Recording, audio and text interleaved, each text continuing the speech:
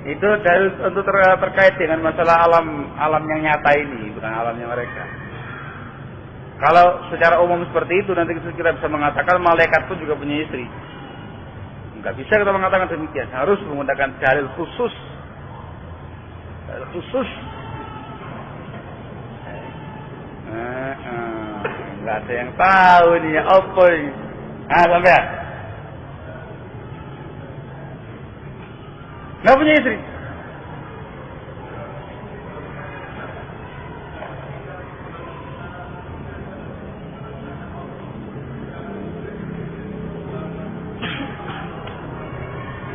Iblis juga mukallaf, cuman dia kafir, sudah dicap kafir dari sononya.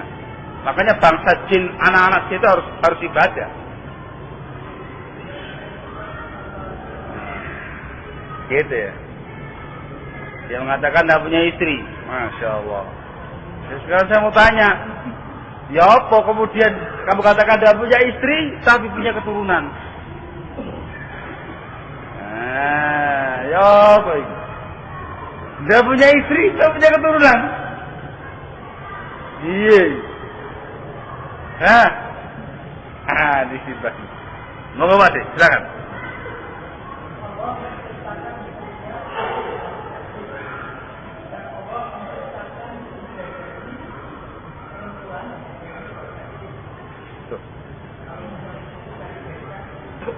Loh. Dari mana tuh Pak? Tahu-tahu ada kata-kata surga untuk jin, manusia aja habis tadi Pak. Sudah dari bahasa jin, coba bilang Pak. Kamu sok tidak dari itu ke bahasa jin? Enggak. Wah, ini salah ya. Coba urusan ini. Pertanyaannya gampang, apakah punya istri? Apa kurang gede hadiahnya ini? Silakan. Ya. Punya.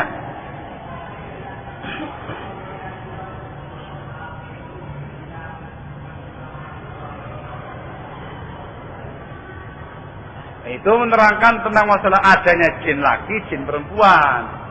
Khubus, jin laki-laki yang jahat. Khobais, jin perempuan yang jahat. Tidak menunjukkan itu istri-istrinya iblis. Tidak. Yang lainnya. Wah, nggak ada yang tahu jawabannya ini rupanya ini. Itulah saya katakan misterinya alam jin ini. Punya. Dalilnya mana Pak?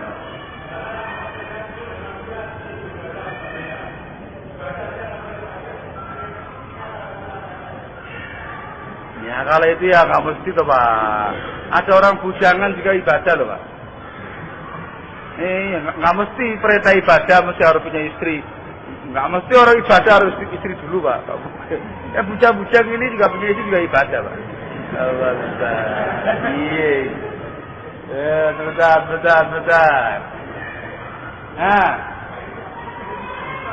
Saya itu dulu.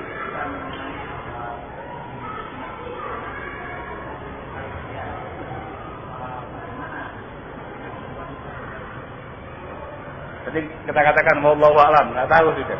Entah punya istri, nggak tahu sudah. Yang penting kita yakini punya keturunan begitu. Kenapa kamu mengatakan demikian?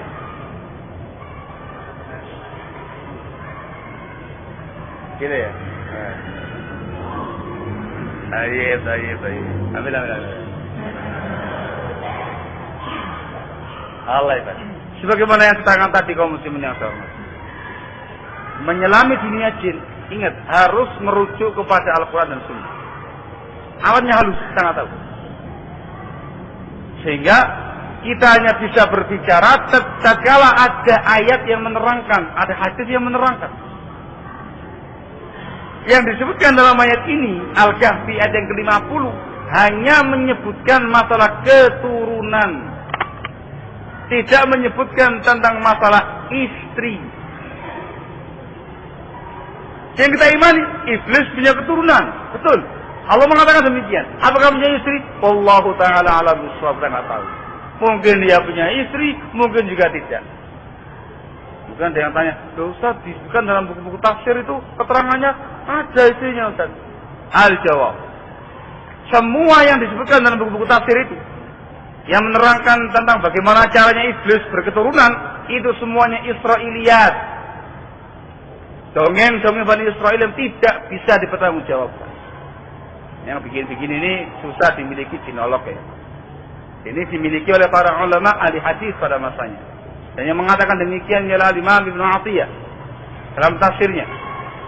Juga Imam Al-Qushairi, juga Imam Asy-Syanqiti dalam Adwa'ul Bayan, dan juga yang lainnya menerangkan semua riwayat yang ada itu Israiliyat, dongeng-dongeng semata.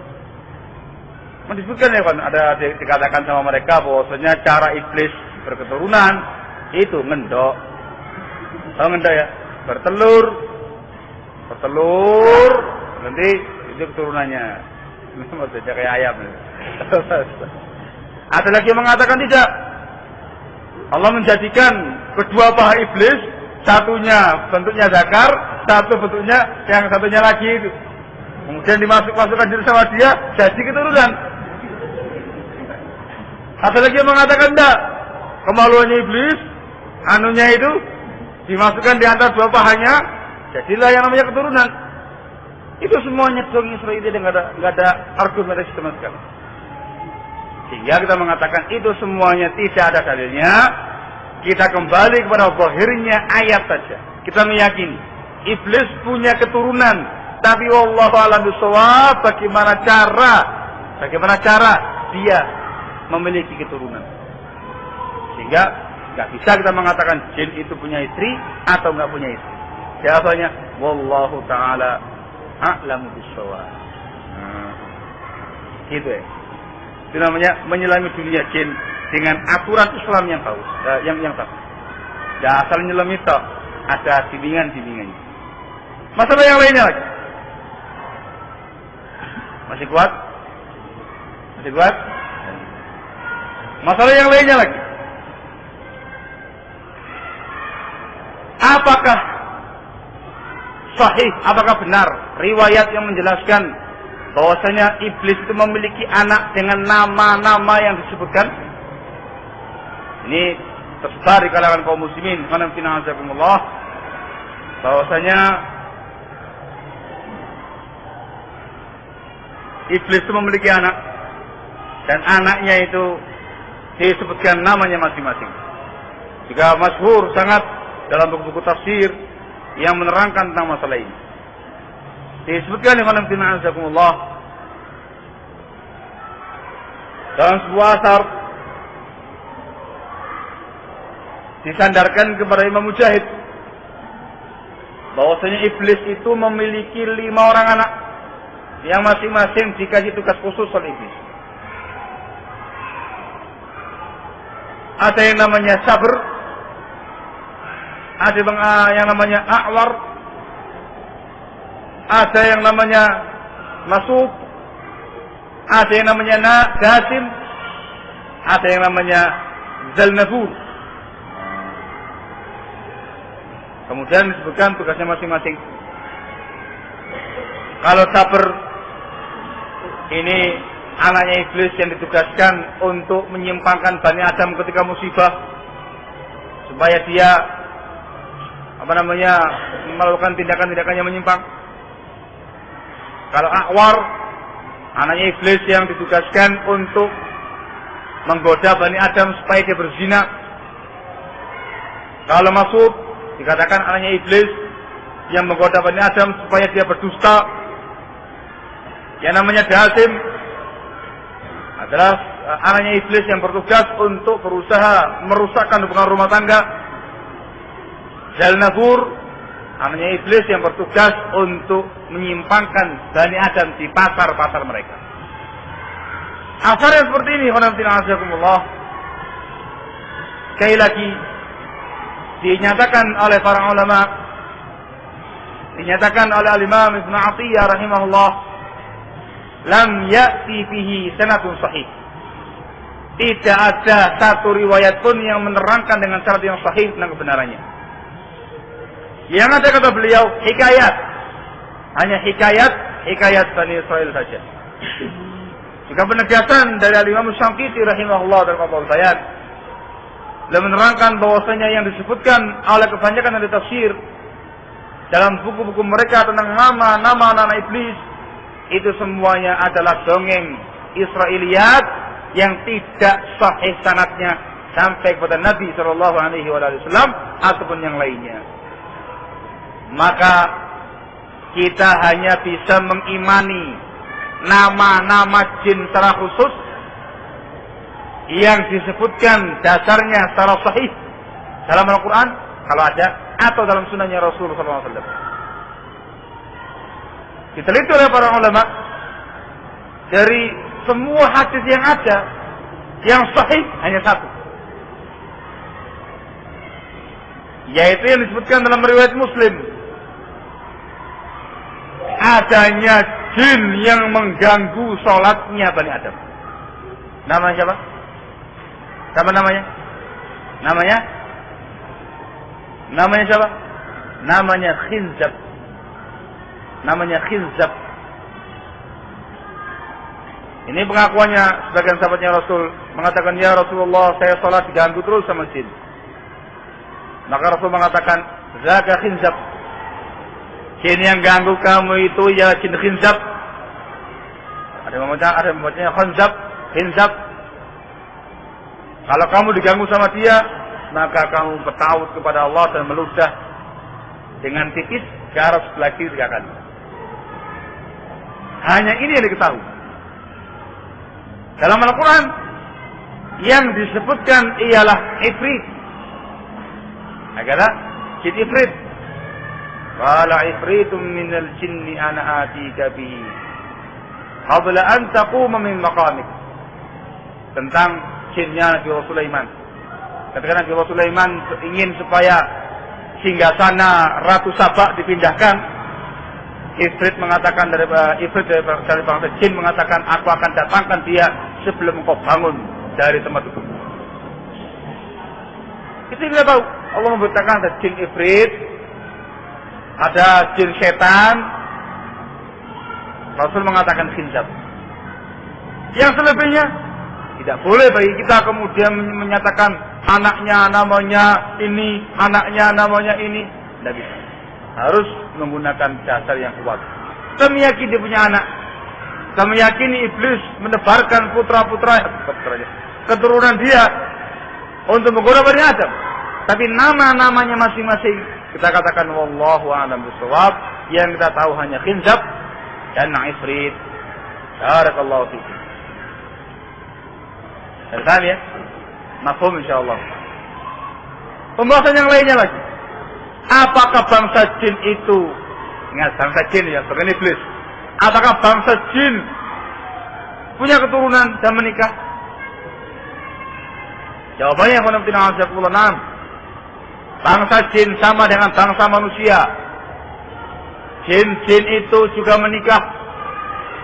Dan jin-jin itu pun juga punya keturunan.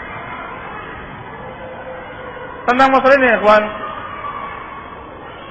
banyak adillah, beberapa dalil yang disampaikan oleh para ulama menerangkan bahwasanya jin-jin itu menikah dan punya keturunan. Di antara argumentasinya adalah ayat Allah Subhanahu wa taala yang disebutkan dalam surah Ar-Rahman ayat yang ke-56. Allah mengatakan dalam firman-Nya tentang bidadari. Saya jangan salah paham ya. Tentang bidadari. Allah mengatakan lam yatmithunna insun qablahum wala jan. Lam yatmithunna insun qablahum wala jan. Bidadari surga itu tidak pernah dikumpuli sebelumnya oleh manusia ataupun oleh bangsa jin. Ini menggambarkan bidadari itu masih orisinil, belum diapa-apakan, tidak pernah disentuh oleh manusia pun, juga tidak disentuh oleh jin pun. Penyebutan jin di sini menunjukkan bahwasanya kata para ulama, jin itu juga berketurunan dan bisa menikah. Gitu. Nah, barakallahu fiik. Juga menggunakan ayat yang saya bawakan tadi masalah iblis. Al-Kahfi ayat yang ke-50. Mereka tafsirkan ayat itu untuk jin, bukan untuk iblis. Afatattakhidunahu wa dzurriyyatahu awliya min dun. Apakah kau menjadikan jin itu dan keturunannya sebagai wali-wali selain aku? Ini ditafsirkan untuk bangsa jin. Yang namanya jin, bukan iblis ya. Yang namanya jin itu menikah dan punya keturunan.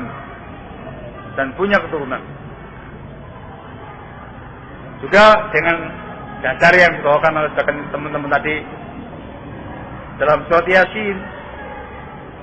Dalam surat Yasin ayat yang ke-36 Allah menegaskan, Subhanalladzi khalaqal azwaja kullaha mimma tumbitul ardu wa min anfusihim wa mimma la ya'lamun. Segala puji bagi Allah yang menciptakan semuanya itu berpasang-pasangan. Yang ini untuk jin, bukan untuk iblis.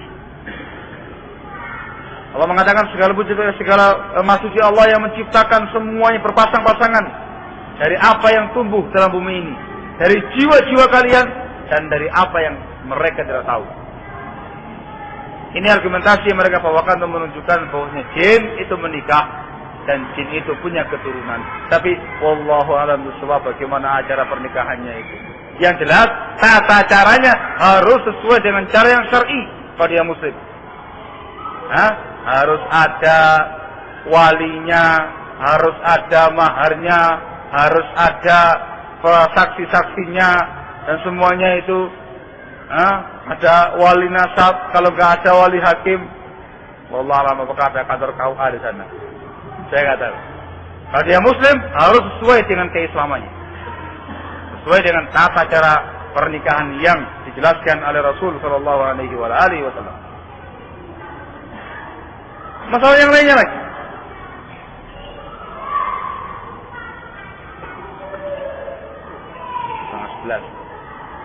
Baik, masalah yang lainnya lagi. Terkait dengan adanya satu jenis jin yang diingatkan oleh Rasul sallallahu alaihi wasallam kepada Bani Adam yang harus diwaspadai. Jin yang disebut oleh Rasul dengan sebutan qarin. Jin yang disebut oleh Rasul dengan sebutan qarin. Disebutkan dalam sebuah hadis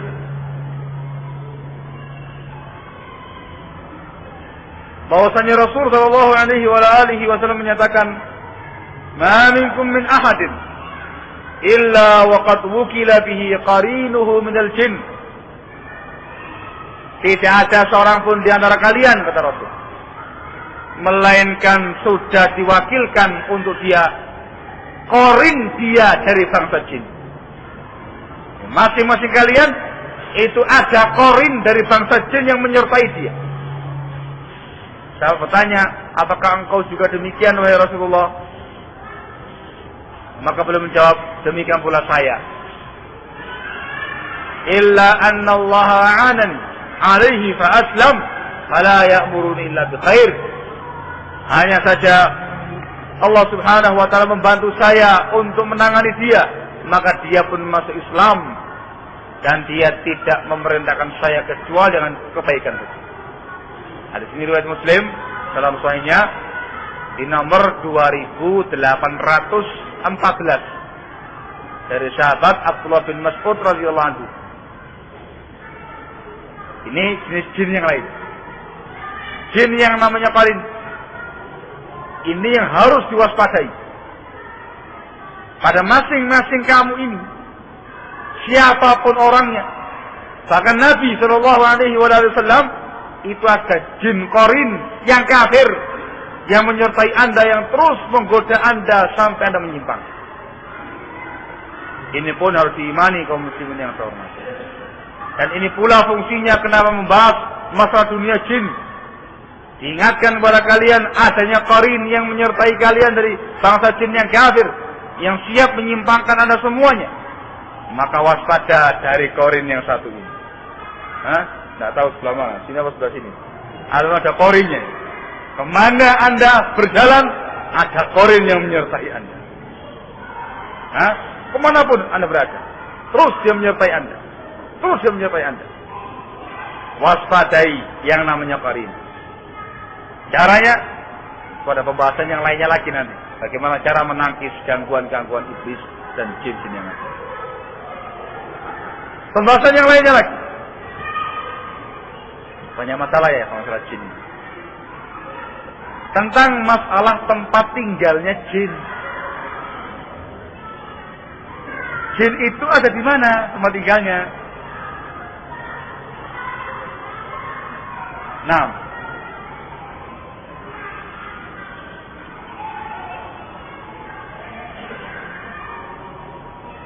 terkait dengan masalah tempat tinggal jin, diterangkan oleh para ulama bahwasanya tempat tinggalnya jin itu adalah bumi secara umum, tempat secara umum. Yang namanya bangsa jin bertempat dengan tempat yang sama dengan bangsa manusia, penghuni bumi. Sebagaimana manusia juga penghuni bumi. Disebutkan dalam sebuah kitab yang berjudul Alamul Jin wa Syayatin. Ada buku yang kedua khusus membahas masalah dunia jin. Ini masih fotokopian, print-printan mas. Disebutkan dalam buku ini, penulisnya mengatakan al-jin yaskununa hadhil ard allati na'ishu fawqaha. Yang namanya jin hidup di bumi ini, di tempat kita tinggal di atas bumi ini, bersama dengan kita di bumi ini. Nah, itu dia yang membuat kenapa urusan jin ini menjadi berat, karena hidup bersama-sama dengan kita. Beda alam, mereka halus, tanya kasar, tapi satu tempat dengan kita. Adapun domisili jin ini tergantung jinnya masing-masing. Karena yang namanya jin, ada jin yang kafir, ada jin yang muslim. Kalau dia jinnya jin yang muslim, maka tempat tinggal dia itu tempat-tempat yang bersih. Seperti masjid. Ini banyak jinnya loh. Jadi dia banyak jin yang ikut sekarang lalu ini. Di masjid, tempat-tempat yang bersih, yang bagus. Ini tempatnya jin yang soleh. Pada umumnya, yang namanya jin itu kaum muslimin yang saya hormati, tinggalnya di padang-padang pasir yang luas, reruntuhan-reruntuhan rumah, dan tempat-tempat yang kosong. Bahkan tinggal di rumah-rumah kalian, dalam rumah kalian, bersama dengan kalian, di kamar-kamar kalian. Menakutkan begini, Ustaz. Dan itu kenyataannya. Adapun jin-jin yang kafir, yang fasik, yang jelek-jelek, maka tempat tinggal mereka domisilinya tempat-tempat yang kotor, tempat-tempat yang najis, seperti WC. Masya Allah.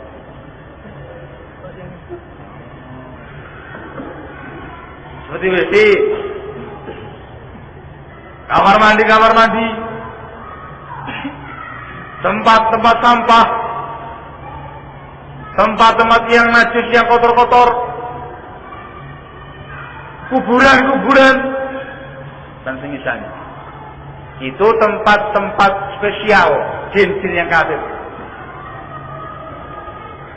Ini bisa kita lihat dari sabdanya Rasul sallallahu alaihi wasallam yang memerintahkan kita kalau kita masuk kamar mandi diminta untuk berta'awudz dari gangguan jin. Allahumma inni a'udzubika minal khubuthi wal khaba'ith.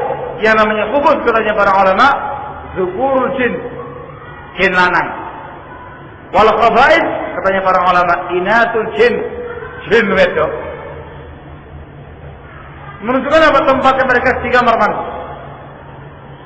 Dan diminta bertawud dari mereka. Menunjukkan yang di kamar mandi itu jin yang jahat. Jin yang jahat. Nah, barakallahu fiik. Juga menunjukkan pula bahwa tempat-tempat mereka sama dengan kita, tempat-tempat yang ada ini. Ialah perintah Rasul sallallahu alaihi wasallam supaya rumah kita dibacakan Al-Baqarah sama Ali Imran. Disebutkan dalam riwayat belum menjelaskan rumah yang dibacakan padanya Al-Baqarah dan Ali Imran, maka jin-jin itu akan lari daripadanya, jangan masuk padanya. Jika riwayat yang lain yang menerangkan masalah ini pula, bahwasanya iblis tamam berkata kepada rombongannya, kalau melihat ada orang masuk rumah nggak pakai baca bismillah langsung masuk rumah, dia mengatakan asabtul maskan, kamu dapat tempat tinggal sekarang. Kalau dia makannya nggak pakai baca bismillah, dikatakan asabtul asya, kamu dapat makan malam sekarang ini. Sebaliknya, kalau orang itu buka rumahnya dengan baca bismillah, dia mengatakan lam tusibul al-mabit al-maskan, oh kamu nggak dapat tempat tinggal sekarang. Kalau dia makan sambil baca bismillah, dia katakan oh kamu nggak dapat makan malam hari ini. Ini sahih riwayat. Sehingga menunjukkan kaum muslimin yang saya hormati, ringkasnya domisilinya jin bareng-bareng sama kita orang. Ya di bumi ini, di tempat kita berada ini, dimanapun kita berada di situ juga ada jinnya. Mungkin jin yang soleh, mungkin jin yang kafir.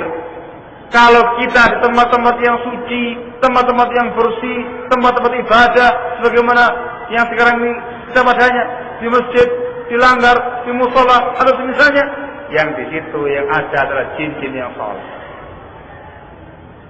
Jika kita ada tempat-tempat yang kotor, di sana tempatnya jin-jin yang jelek, maka diminta bertawud dari gangguan-gangguan mereka. Jin-jin yang jelek itu senang dengan tempat-tempat kesyirikan, senang dengan tempat-tempat kebid'ahan, senang dengan tempat-tempat kemaksiatan.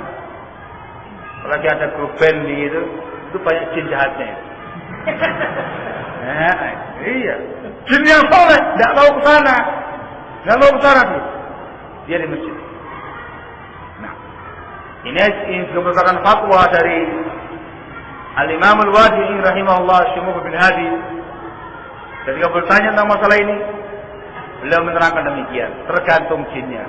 Kalau jinnya soleh, maka tempat-tempat yang bersih di masjid dan misalnya. Kalau jinnya yang kafir, tempat-tempat yang kotor. Itu pun juga menguatkan pentingnya pembahasan masalah ini. Ternyata di sekitar kita bertebaran jin-jin tadi, jin yang soleh atau jin yang soleh. Kalau Anda tidak punya persiapan mata menghadapi mereka, lagi jalan disampet sama jin, samber sama jin. Pembahasan yang lainnya lagi kaum muslimin yang saya hormati. Berita Rasul sallallahu alaihi wasallam bahwasanya iblis punya singgasana. Dan Rasul memberitakan singgasana iblis itu ada di lautan. Ini harus kita imani. Disebutkan dalam riwayat Muslim dari Jabir bin Abdullah radhiyallahu ta'ala anhu warḍah, Rasulullah mengatakan, "Inna arsya iblis 'alal bahr." Sesungguhnya arsy-nya iblis, singgasana iblis itu di atas lautan. Tidak tahu ini laut apa ini, yang mungkin di lautan ya. Kita nggak bisa mengatakan ini laut Jawa, apa laut apa, ini lautan. Saya ba'athu saraya, saya yaftinuna nas. Dari situlah dia mengomando. Dia mengirim pasukan-pasukan dia untuk memfitnah, menggoda Bani Adam. Maka yang paling tinggi martabatnya di samping iblis adalah orang yang paling bisa menyimpangkan Bani Adam. Ini kabarnya Rasulullah. Dari sini pun juga para ulama menjelaskan di antara masakinul jin, tempat-tempat yang biasa dipakai tempat tinggal oleh jin ialah wilayah-wilayah perairan, lautan. Lautan itu banyak jinnya. Banyak jinnya. Bahkan singgasana iblis ada di lautan sana. Yang penting di lautan.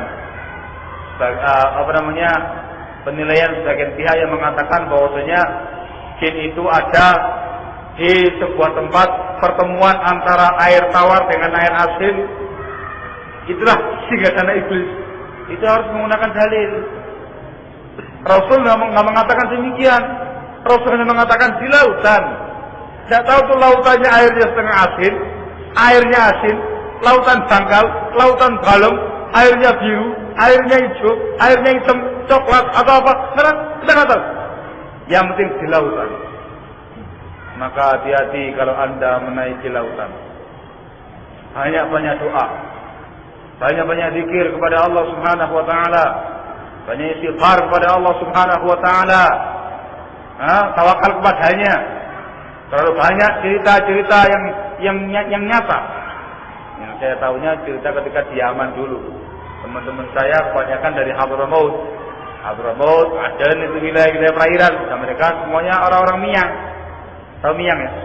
Para nelayan. Menceritakan kejadian yang cukup banyak dan cukup nyata. Banyaknya nelayan-nelayan yang hilang. Jangan saya bahas, hilangnya itu ialah disandera oleh jin. Tenang aja. Al-Muhim kaum muslimin yang saya hormati, tempatnya jin sama dengan tempatnya manusia. Maka hati-hatilah Anda dari yang namanya jin ini. Sebab yang namanya jin itu ada di mana-mana. Pembahasan yang lainnya lagi ada. Apakah jin itu bisa makan dan bisa minum? Oh iya, lupa saya. Masih ada dia yang lainnya. Ini pertanyaan sangat gampang sekali. Apakah jin itu bisa makan dan bisa minum? Apa makanannya? Dan bagaimana cara dia makan? 3 pertanyaan sekaligus. Hadiahnya menanti. Hadiahnya menanti. Terus yang angkat tangannya banyak. Saya nunjuk. Ya Pak, cepat. Coba jenengan. Yang belakangnya Pak Zati. Iya. Makan dan minum. Apa makanannya? Jadi, kalau kita makan nasi, dia juga makan nasi. Oh. Kalau kita makan soto, juga makan soto. Cara makannya bagaimana? Cara makannya setan bagaimana? 3 pertanyaan beruntun. Saya jawab ya, ini gak bisa lepas ini. Harus dikit-dikit. Kayak kita. Kayak kita gitu. Ada cara khusus yang disebut sama Rasul. Nah, yang lainnya. Sudah? Lepas ini. Hah?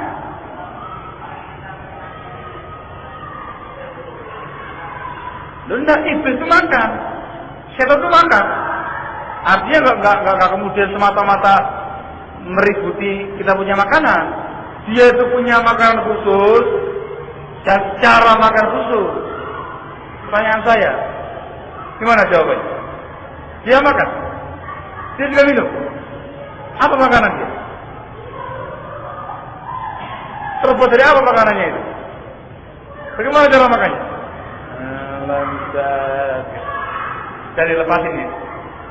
Lepas. Ini mau jawab ini. Ini. Gimana?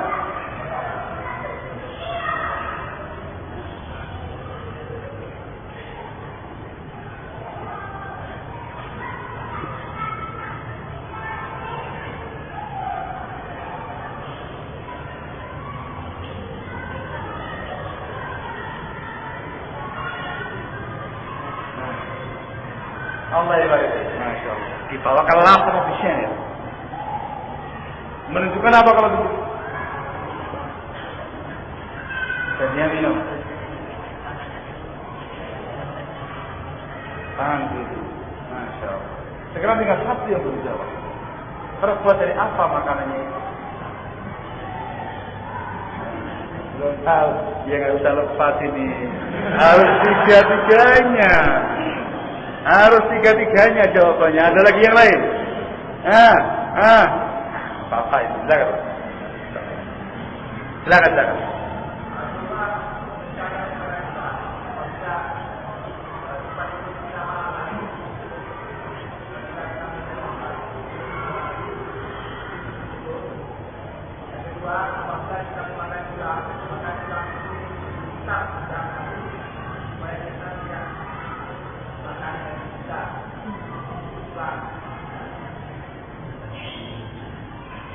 Gitu ya. Jadi setan itu makan dan minum. Gini, makan dan minum. Cara makannya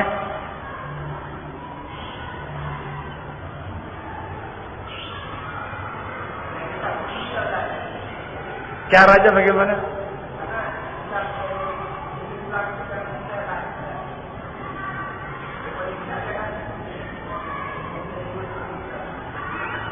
Ya Allah, Allah Ustaz, harus tiga jawabannya.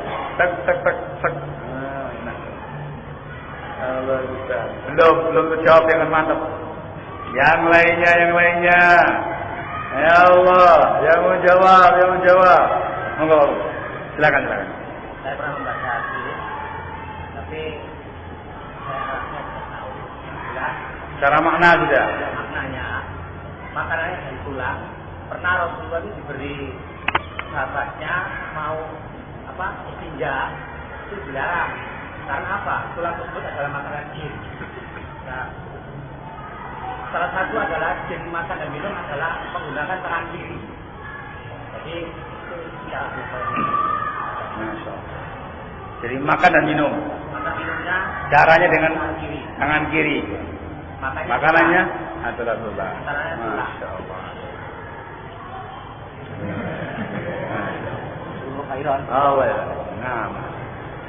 Jawabannya enak.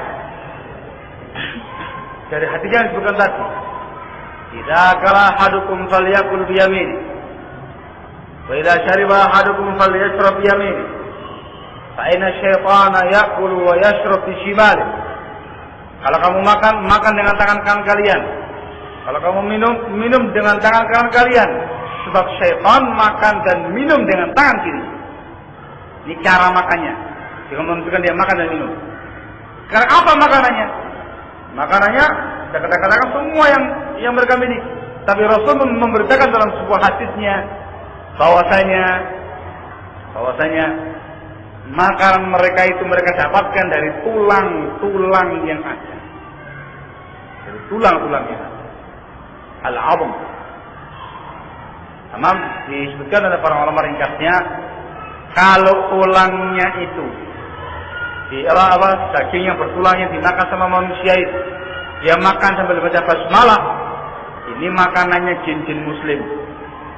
Kalau dia makannya tidak menggunakan basmalah, maka ini makanannya jin-jin kafir. Ketika mereka mendapati yang namanya tulang, kalau kamu lihat tulang, ya tulang, nggak ada apa-apanya. Tapi di alamnya mereka itu berubah menjadi makanan yang penuh dengan daging. Sehingga tidak boleh istinja dengan tulang. Diharamkan sama Rasulullah. Nah, ini yang saya inginkan. Walaupun memang betul mereka makan bagaimana kita. Disebutkan dalam sebuah asar riwayat dari Al-Imam Al-A'mash. Disebutkan oleh Al-Imam Ibnu Katsir dalam tafsir surat Jin. Dengan sanad yang sahih. Disahihkan oleh Al-Imam Abdul Hajjaj Al-Mizzi. Tamam. Ketika itu Al-Imam Al-A'mash kedatangan tamu. Ternyata ada suara, nggak ada orang.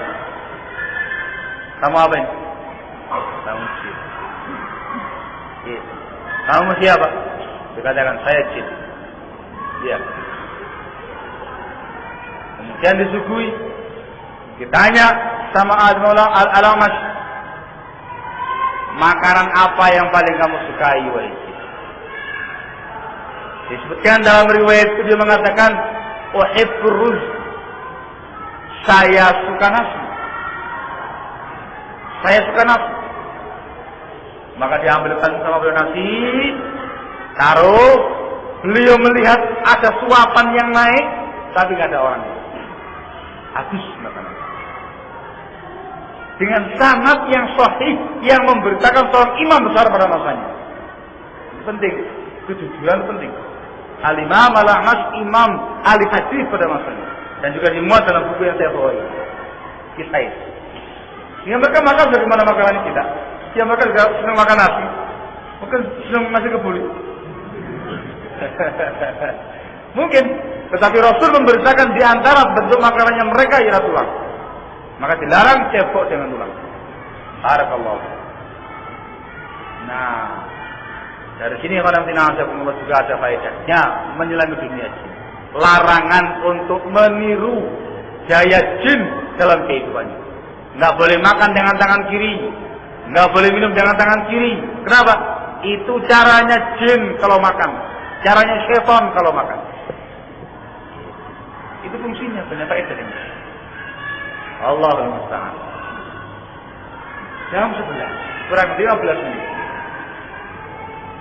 Yang lainnya lagi tentang masalah tempat duduknya jin. Di manakah jin itu duduk? Jawabannya ya sama, duduk di tempat bagaimana manusia duduk. Tapi Rasul Shallallahu Alaihi Wasallam memberitakan secara khusus sebuah hadis yang menerangkan sebuah tempat yang sangat disenangi oleh iblis, oleh jin untuk duduk. Disebutkan bahwasanya Rasul Shallallahu Alaihi Wasallam melarang seseorang itu duduk di antara al-dhil wa syams. Diriwayatkan oleh Abu Sunan dengan sanad yang sahih. Rasul melarang seseorang itu duduk antara tempat yang kena sinar matahari dengan tempat yang teduh. Jangan ada matahari yang terang begitu, sebuah tempat, karena ada yang kena matahari, ada yang teduh. Antara itu, tengah-tengah itu. Jadi badan kamu ada yang kena matahari, ada yang kena teduhnya itu. Tidak boleh kata Rasul. Sebab itulah tempat duduknya syaitan. Yang seperti ini, saya iman, saya yakin, saya percayai, itulah tempat-tempat nongkrongnya jin-jin jahat yang disukai sama mereka. Maka Rasul melarang kita semua jangan duduk di tempat-tempat yang seperti ini. Walaupun secara global, tempat duduk mereka sama dengan kita semuanya. Barakallahu. Pembahasan yang lainnya lagi, ini juga cukup penting untuk disampaikan dalam pembahasan sekarang ini adalah apakah jin itu bisa berubah-ubah, bisa berubah bentuk?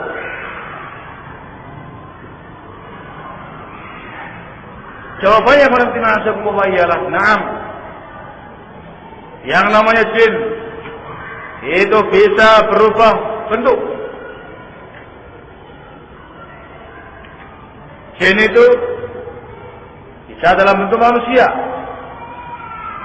seperti yang disebutkan dalam buku sejarah yang sangat masyhur pada masa jahiliyah dulu, pada masa jurusnya Rasul SAW, ketika kaum musyrikin Quraisy mengadakan rapat sidang pleno di Darun Nadwa. Disebutkan dalam riwayat yang sangat masyhurah dalam buku-buku sejarah, iblis ketika itu datang ke mereka dalam bentuk seorang syekh, seorang laki-laki yang tua, yang membawakan ide-idenya kepada mereka. Juga riwayat yang juga sangat masyhur ketika peristiwa perang Badar, disebutkan dalam riwayat yang sahih bahwasanya iblis hadir di tengah-tengah pasukan kaum musyrikin menjelma menjadi seseorang mirip seperti Suraqah bin Malik. Mirip seperti seseorang yang bernama Suraqah bin Malik yang ada pada mereka waktu itu. Sahih riwayat. Dan hari begitu pasukan ketemu, pasukannya muslimin, pasukannya kafir ketemu, dan begitu bantuan Allah turun dari langit, pasukan malaikat, iblis melihat langsung dia lari. Dikira oleh orang musyrikin itu Suraqah bin Malik. Suraqah, mau kemana kamu? Dia lari. Inni ara ma la taraun. Saya melihat apa yang kamu nggak lihat. Inni akhafullah rabbil alamin. Aku takut kepada Allah Subhanahu wa taala. Lari. Pada iblis, kata iblis. Menunjukkan bahwasanya apa? Iblis bisa berubah bentuk menjadi manusia. Dan ini yang sering dilihat oleh banyak orang. Dalam bentuk perubahan wujud manusia. Dan dia punya kemampuan untuk berubah wujud dengan wujud orang yang dia sukai. Dengan takdir, kehendak dari Allah Subhanahu wa taala, dengan izin daripadanya. Bahkan yang namanya jin perempuan ini, itu bisa menjelma seperti istri kamu. Persis seperti istri kamu. Ya, dengan bayangan kamu ketika masuk rumah itu istrinya kamu. Kamu sama istrinya kamu, bersenang-senang sama istrinya kamu, padahal cuma jin. Tahu-tahu ada yang ketok pintu. Siapa itu? Oh, istri. Dari mana? Dari rumah tetangga. Loh, tapi siapa? Itu kejadian juga ya, kenyataan, bukan dalam buku ini. Juga yang namanya jin laki-laki itu bisa berubah wujud persis seperti kamu. Makanya hati-hati para istri, harus banyak zikir. Tahu-tahu ada yang ketok pintu rumah, dimasukkan siapa? Mas, Kang Mas, enggak kan? Kang Mas, rumahnya persis kayak kamu.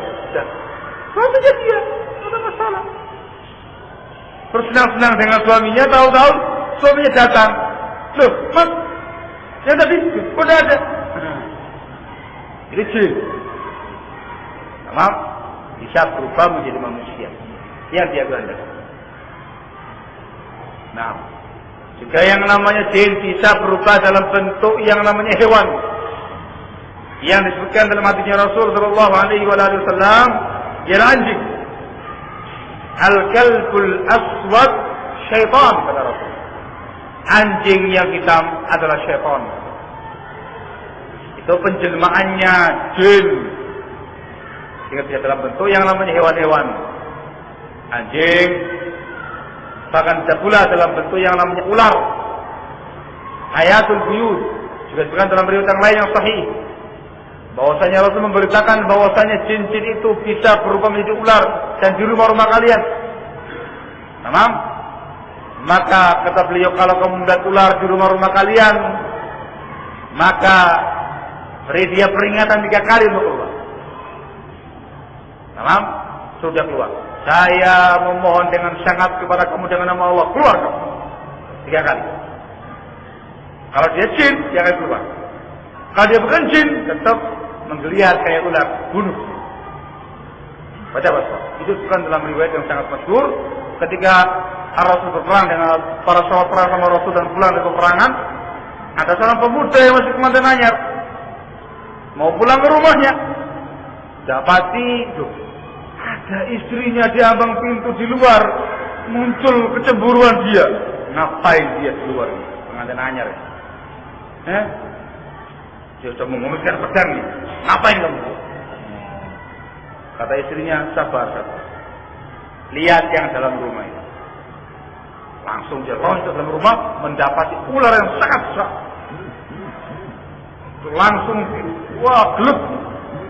Terus kemudian tahu-tahu ularnya itu melingkar di di pedangnya dia itu, bulat mereka, dan gak ada yang tahu siapa yang lebih dulu mati.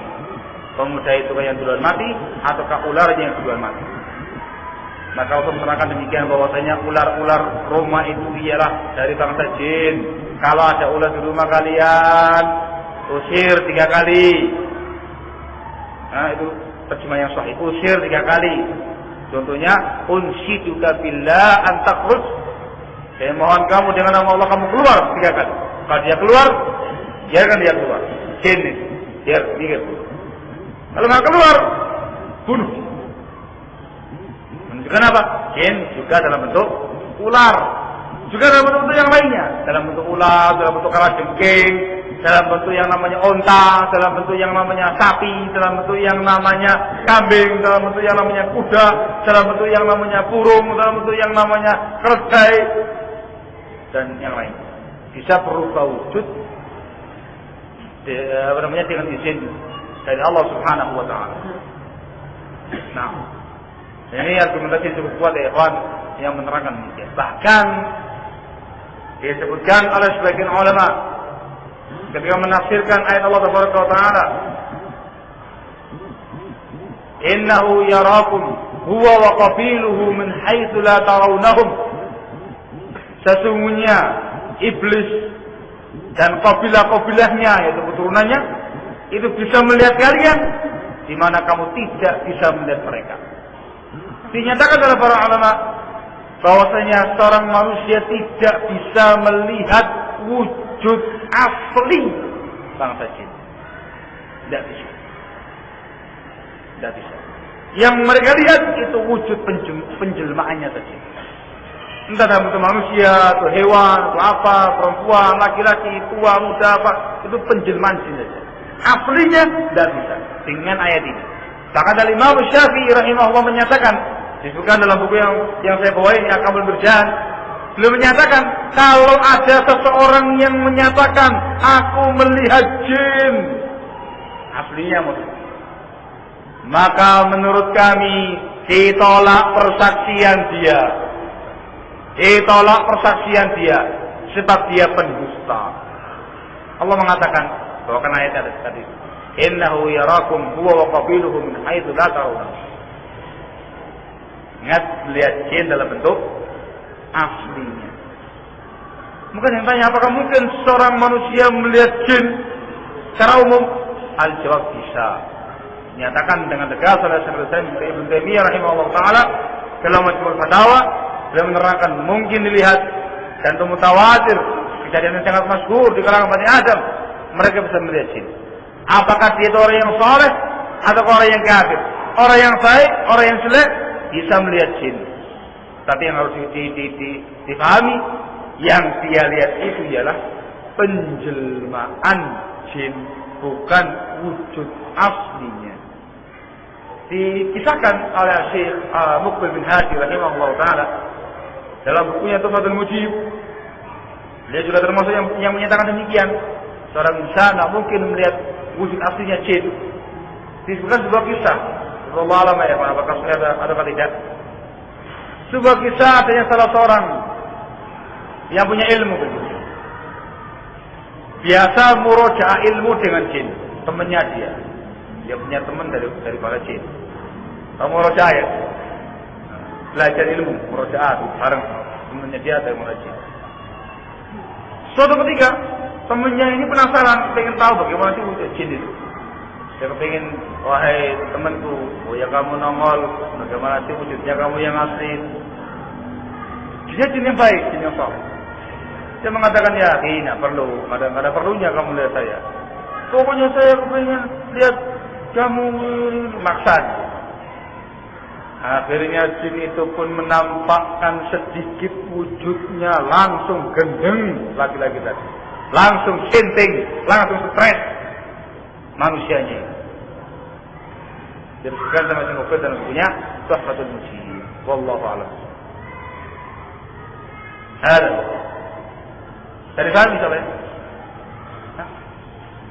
ringkasnya yang namanya jin itu bisa menjelma.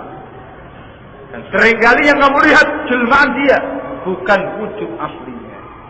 Dan bahkan dinyatakan sebagai ulama tidak bisa dilihat wujud aslinya dengan nas ayat Al-Quran tadi. Al-A'raf ayat yang ke-27. Innahu yarakum huwa wa qabiluhu min haitsu la tarawnahu. Masya Allah. Bisa dimajukan sampai tengah 12. Oh ya, persiapan dulu. Iya tadi.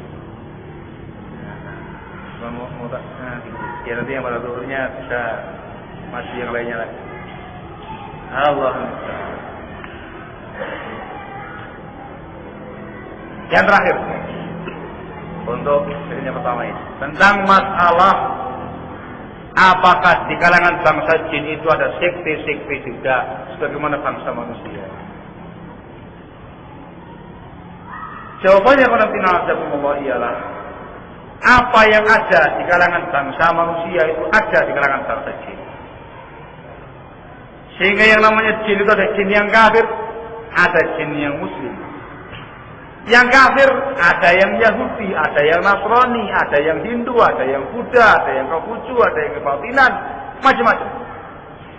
Yang muslim pun juga demikian. Ada muslim yang soleh, ada muslim yang toleh, ada yang khawarij, ada yang syiah, ada yang qadariyah, ada yang ahlus sunnah. Iya. Jadinya mana? Jadinya yang mana Allah adalah firman Allah Subhanahu wa taala yang disebutkan dalam surat Al-Jin. Jin itu lengkap masalah ini. Di antaranya Al-Jin di ayat yang ke-11. Allah Subhanahu wa taala menegaskan tentang mereka, ucapannya mereka, wa anna minnas salihuna wa minna duna dzalik kunna tara'iqa qidada. Sesungguhnya di antara kami ada yang soleh, ada yang bukan soleh. Kami ini torekot yang beragam. Tafsirkan ada tafsir yang muslimin wa kufar. Kami ini beragam, ada yang kafir, ada yang muslim, ada yang ahlus sunnah, ada yang ahlus bidah. Kemudian disebutkan dalam ayat yang lainnya lagi yang dalam soal jin, mereka juga mengatakan wa anna minnal muslimuna wa minnal qasitun faman aslama fa ulaika taharraw rasyada wa ammal qasituna fakanu li jahannam hataba. Di antara kami ada yang muslim, ada yang zalim, ada yang kafir. Barang siapa yang masuk Islam di kalangan kami, maka mereka adalah orang-orang yang mendapati bimbingan. Adapun orang-orang yang kafir, maka mereka nanti menjadi kayu bakarnya jahannam. Sudah sangat tegas sekali. Ada yang muslim, ada yang kafir, dan bertorek-torek. Datang dalam tafsirnya para ulama dari Qatadah rahimahullah, ketika menafsirkan ayat yang saya bawakan tadi, beliau mengatakan kanal qaumu ala ahwa'in syatta. Bangsa jin itu juga memiliki sekte menyimpang yang beragam. Bahkan ditegaskan dengan lafaznya langsung. Al-Imam Sufdi rahimahullah, dia mengatakan fil jin qadariyah wa murji'ah wa syiah. Di bangsa jin itu ada yang kelompok murji'ah, ada kelompok qadariyah, ada kelompok syiah. Nah, Imam Ahmad mengatakan ada yang harus bid'ah, ada yang harus sunnah.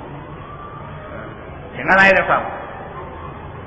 Bahkan dalam riwayat Imam Al-Amash tadi yang ketamuan jin tadi, ketika saya ngasih makan, beliau tanya sama jinnya tadi, apakah di tengah-tengah kalian juga ada tarekat-tarekat jamaah-jamaah menyimpang seperti kami ini? Beliau katakan ada.